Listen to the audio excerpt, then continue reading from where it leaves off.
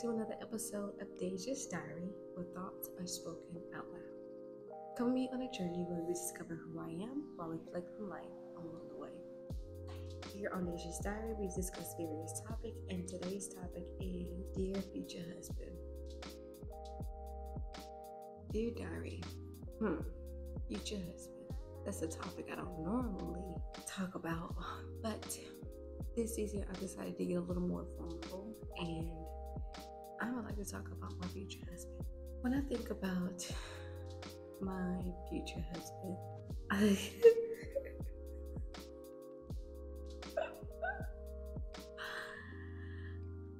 I am excited because I know God loves me, and I know He's going to send someone who truly loves me. And when I mean loves me, I mean loves me for me, like all of me. And I don't pray as much as I should when it comes to my future spouse, and that's something I'm definitely going to start doing. But I do believe He's going to be everything that I ever dreamed of. I was talking to my father, I think on Sunday, and I had a revelation during my quiet time before the Sunday service, and God revealed to me all the things that my father was to me, and not just on the scale of him as a dad, but him as a person. Like, my dad was and is a very solid person. The man is reliable, like best dad in the world, in my opinion. And I called him and I was like, Pops, like, I just want to thank you for being steadfast in everything that you do.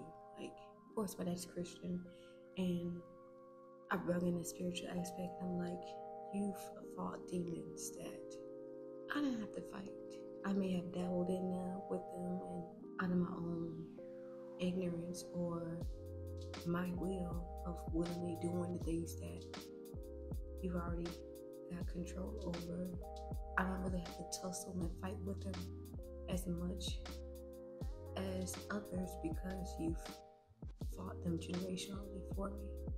And I just wanted to thank him for just being so solid of a person, to where, like, if I'm ever questioning anything, if I ever need sound advice, if I ever need to see an example of someone who does the right thing in everything that they do, that's my dad, y'all. Like, I'm actually a lucky person, like, to have him in my life. And I called him and we was talking about it. We was on the phone for hours and hours, and of course we spilled off onto other conversations. But I say all that to say, I ended the conversation with, like, Dad, it's going to be hard for somebody to meet your standards. And I'm not saying like in a comparison, like in a toxic kind of way. Like, I'm just saying, like, the level of security that my father brings to me, the level of safety, the level of reassurance, the level of challenge that my father brings to me. I'm not saying that there's no man in the world that can do it, because I do believe my husband's going to be able to do it.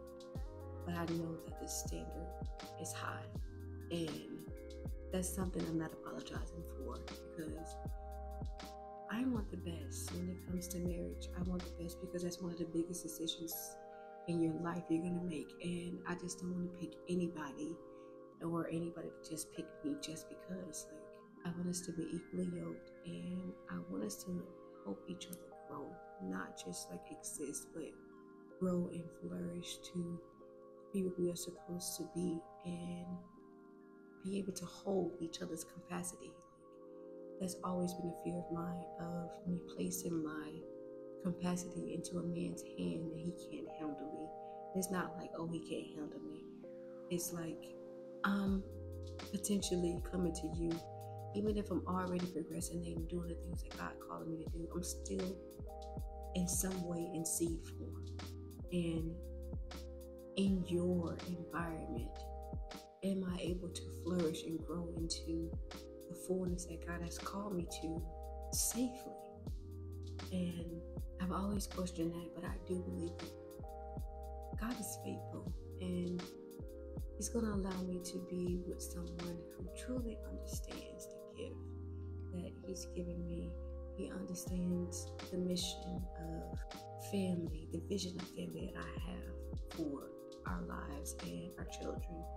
And ultimately, God as Himself, like, I want him to have a vision of God that he loves. Like, his relationship with God is honestly before me. I really want him to have a relationship with God and put it before me, as in I'm going to put it before him as well. And we just be life partners, like, and really walk this thing out, because it's hard, y'all. Like, I'm not just talking of I want a man, I want a man, I want a man, but that it would be nice to have one. I'm finally in the stage where I'm like considering dating, not too sure. Downloaded a couple of apps, tried to upload a picture or video, and it's like, no, I'm not doing that.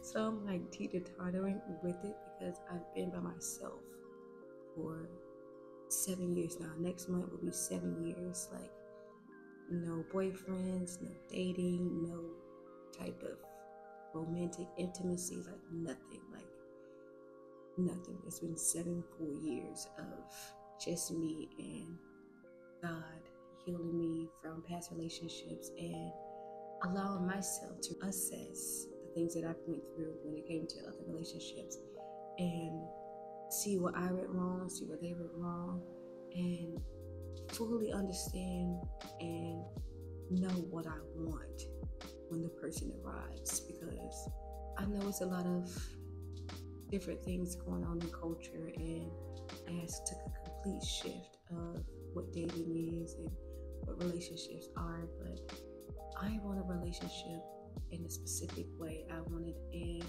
the godly way, and that's not the most popular thing to do nowadays. And that's okay, because that's my journey, and that's what I would like God to do for me, and I believe He's going to do that for me. And I know there's somebody out there that has the same idea, has the same mindset, has the same goal in pursuing a godly relationship. It's going to be lit, and we're going to have fun, and that's just what it is. Yeah, that's just what it is. I just know that all the waiting that I did, it's not in vain. Like, somebody is truly going to cherish me, and I'm going to cherish that man. Like, I'm going to cherish him, and we're going to put a dent in the world, because the ideas and the vision that I have, I know it's going to be an impact for the kingdom of God. So just imagine a man coming in and we put that together. It's a wrap, y'all. We taking up ground for the kingdom. Yeah, I remember when I was younger, I used to have a list of, like, you gotta be this tall, you gotta look like this, you gotta do this, you gotta do that, you gotta do that. And granted, I still have my purposes, but I am open. Like, God has shown me that love can come in many forms, and love can come to me in a way that I don't even know that I need. So the things that were on my list of a man that I desire to have, yes, I can have those desires, but it might be something that I'm missing that is absolutely vital for our marriage, and this man possesses it. So I've relinquished the control of having the specifics, because I might be missing something, but I still believe if I'm missing something, God will give me everything. But I just want to say that, dear future hubby, I am waiting. I'm waiting for you, and it's been a long time, and hurry up. No, I'm serious, hurry up. Yeah, I normally don't even talk about this kind of stuff. I'm very private when it comes to my relationships and information about my relationships, but I think this one will heal me and let me know that it's okay. Like, it's okay to think about your spouse, because I got into the point where I was like, it's not even on my mind right now. Like, I need to get this done before somebody comes into my life, because Now I'm gonna switch up my space. I gotta share my time. I gotta do this. I gotta do that. Like, and I'm not first, and my kid. Like, and I'm slowly but surely graduating out of that, but I'm still like it will. So I don't know. It depends on the day. But today, I am open to the idea of my husband. It's been a while since I said that. Wow.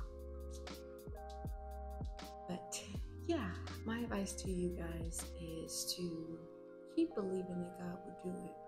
I know along the way, like, I thought that I couldn't have everything that I wanted in a man because the longer I wait, the less options I have, and I had to settle for whatever comes my way. And I just want to say that's not true. Like, I'm waiting, and I've sown seeds of patience, and I expect a return, as in reaping and sowing. Like, I believe that God will give me a man that's uniquely designed for me, and I don't have to waver. I don't have to compromise. And even if I think in my brain that it's the best option, I feel like it's gonna be even better than that.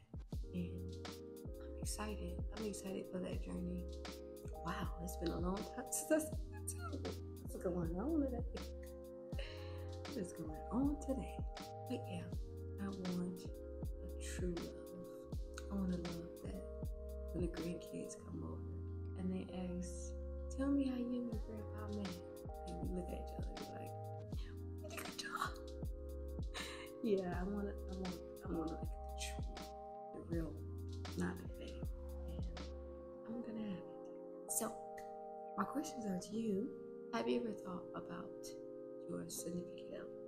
And with that, do you believe that God is able to grace you with a person that is everything that you need?